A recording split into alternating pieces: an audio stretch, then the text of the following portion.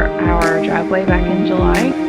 It took a while for us to be able to get a couple trucks up there to start delivering the rock for us because we've had so much rain this summer. It's just been horrible.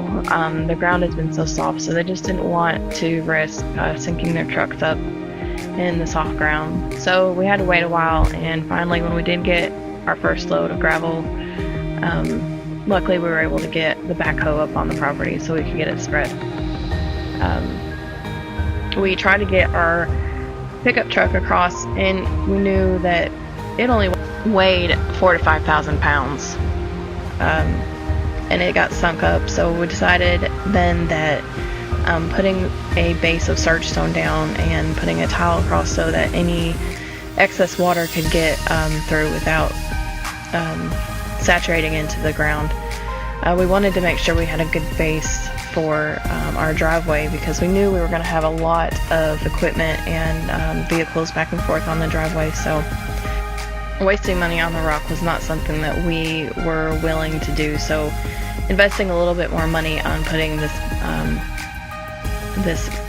base of surge stone down was a good investment in our opinion. So we got it spread. We ended up getting 80 tons of surge stone to put down because that area is pretty soft.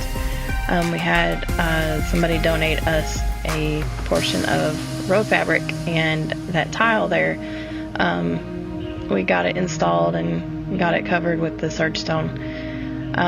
But in the meantime, I did try to drive my minivan across it, and it did pop a tire. So we decided that we needed to go ahead and get the gravel, the smaller gravel, put down before we started driving vehicles across it. So several weeks, it probably took over a month for us to get our last couple loads of gravel, the smaller gravel, to put over that surge stone. Like I said, the rain has been awful this summer. We could not get the guys to come up and deliver that for us in a pretty timely manner. Everybody's been busy, and so finally we've got it done this week. This past week we got it done, so now we can start getting some stuff delivered and get it across our driveway without having to worry about trucks sinking up or things like that. So here in a minute you'll be able to see me. Joe actually was able to teach me how to operate the backhoe, so I was able to spread some rock, and it's pretty intense. It takes a lot of patience and finesse to get that rock to go exactly where you want it to go. I never realized just how much patience you have to have with yourself on getting the accuracy that you want.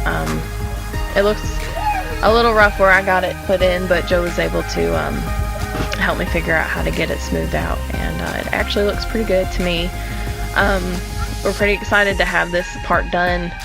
I'm sure we'll have to add more rock to it eventually because it will probably sink a little bit more.